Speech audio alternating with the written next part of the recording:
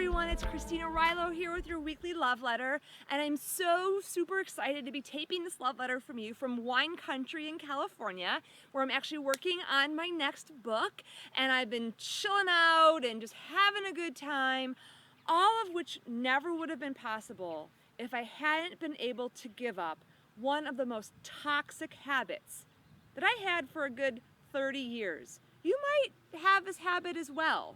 It's called comparison. You know, when you compare yourself to other people, or you compare yourself to who you think you should be, or who you're not, or who you used to be at some other time. Comparison is one way that we squish our self-love. And it is the opposite of the beautiful branch of self-acceptance, where you just really love who you are. Love who you are. And when I was thinking about where to tape this video at, I was like, I have to come here. I'm at one of my favorite wineries called Truett-Hurst in California, and they have this beautiful garden here. And today's video, I want to share a couple things. A, why you compare yourself and why it's crazy. But more importantly, two, what do you do about it? I actually have given up comparison. I hardly ever do it, very rarely anymore. And I'm going to share with you the big secret of how I actually shifted that in my life, so that this month, which for us at the Love Club is all about self-acceptance, that you can really take a stand for accepting yourself. So just notice around me all these flowers, right? Now here's one of my favorites over here, the sunflowers. Noah, pan in. So look at the beautiful sunflowers. They're yellow and they're tall, they're a little spindly. And then you see these ones over here, these little bally guys, right? I don't even know exactly what they are. So they're sunflowers and they're these little bally guys. Do you think that the sunflowers are comparing themselves to the little bally guys, going, gosh, I wish I could be smaller? Oh, gosh, I wish I didn't have so many big green leaves all over me. No, the sunflowers are the sunflowers. And the little bally guys are the little bally guys. Okay, let's go back down. Okay, thank you, Noah. And these little orange guys, they're not looking backwards going, oh, I wish I was a sunflower. They're like, I'm so excited that I have these fun little yellow things inside of me, and I have all these lovely leaves that catch the raindrops. And so you are just like a flower. Maybe you're a sunflower, maybe you're one of the little bally guys, maybe you're these little guys down here, maybe you're cabbage, maybe you're this. You're your own unique seed, right? Because the divine love made you into a seed, and then you came down to this planet and you planted yourself in the ground and you bloomed and you blossomed into whatever it is that you uniquely are. So if you came in as one of these little orange yellowy things, you can't be a sunflower. No matter how much you try, there's no way to be a sunflower. And if you spend your whole life looking over there, asking yourself, why am I not that? You don't get to enjoy the beauty of what you actually are.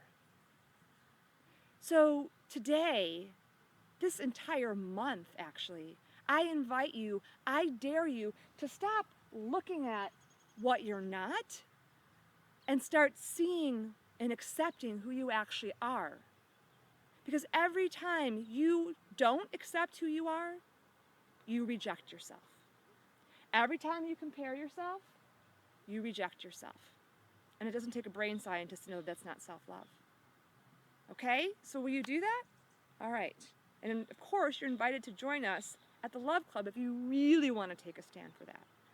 And if you're just ready for a little snippet, let me give you the secret superpower of how I gave up comparison.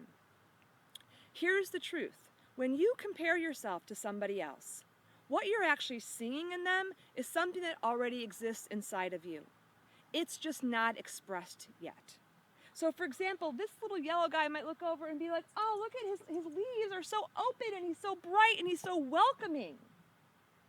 Well, he may never be yellow and tall and spindly, but he can certainly express his own openness and brightness, however that is. And you're the same way. So next time you find yourself comparing yourself to somebody out there, I want you to actually use the self-love antidote of inspiration, okay? And this is how you turn comparison into self-love. You say, wow, what is it about, and there's some more sunflowers as I'm looking over at them.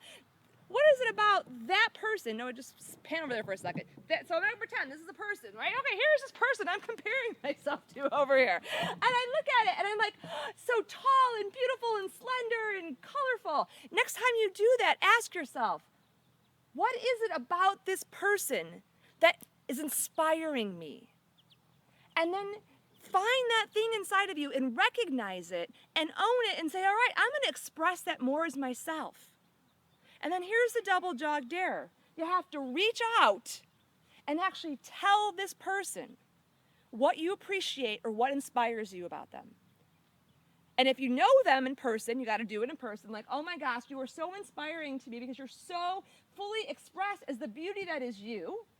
If you don't know the person, like was the case when my comparison queen, me and Patty, was comparing me to Oprah and Marianne Williamson, you go on their Facebook and you say, I'm so inspired by you.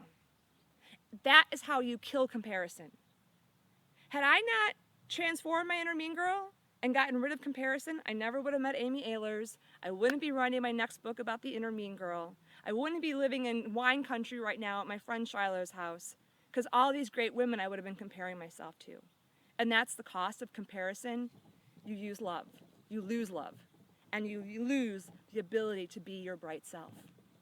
So this month, I invite you to give up comparison. Actually, I invite you for your whole lifetime to give it up. And if you need support and you need love, I invite you to join us at the Love Club, where we are going to actually be giving up hating on any parts of ourselves and looking at the pieces of ourselves that we really have a hard time being with and that we compare ourselves the most. Whether that's your body, whether that's your past, whether that's just who you express as. And you can always join us there at www.jointheloveclub.com. Wherever this is and wherever you are, may you always remember that you are a seed of love.